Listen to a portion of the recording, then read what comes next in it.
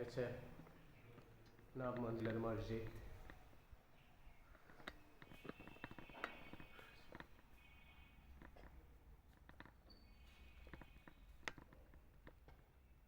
মসজিদের ভিতরে অনেকগুলো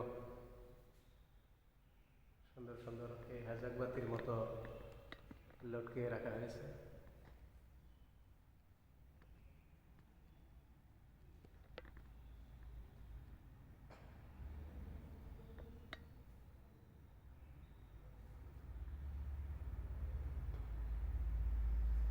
কত টাকা যে খরচ হয়েছে যখন এই মসজিদটা করা হয়েছে আজ থেকে 200 বছর আগে, ভেবে দেখেন যে কি পরিমাণ টাকা খরচ হয়েছে।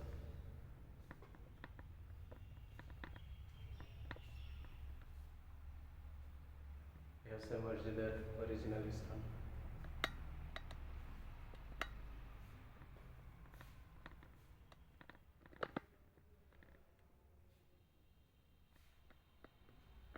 এই হচ্ছে মসজিদের মেম্বার।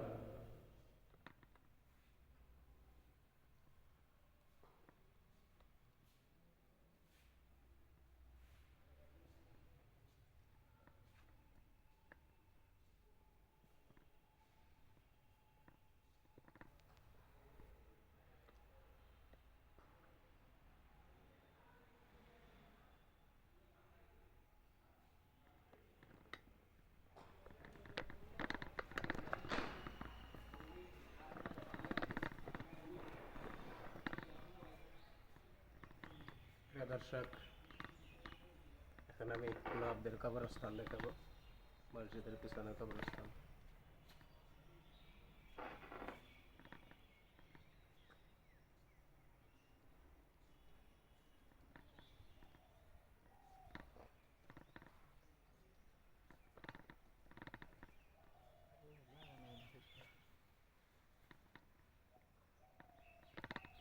গাইস, এ হচ্ছে জমিদারদের কবর,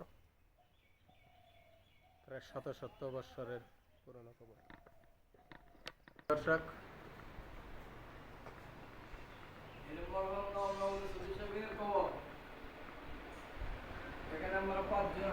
কবরটা দেখতে পাচ্ছেন, 99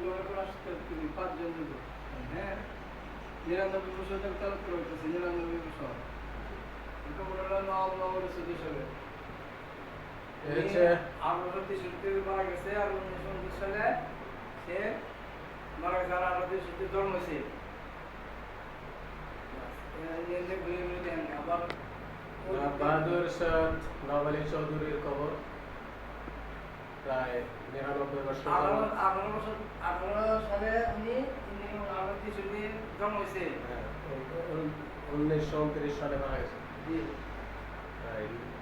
99 বছর ধরে এখানে কোরআন তেলাওয়াত করা হয়। কবরের পাশেই 5 জন হাফেজ সাহেব সব সময় কোরআন তেলাওয়াত করেন প্রায় 99 বছর যাবত।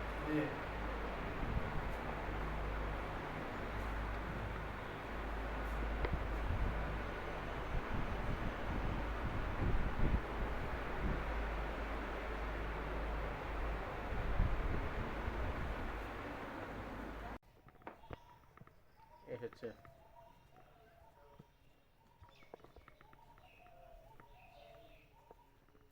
নবাবদের কবরস্থান।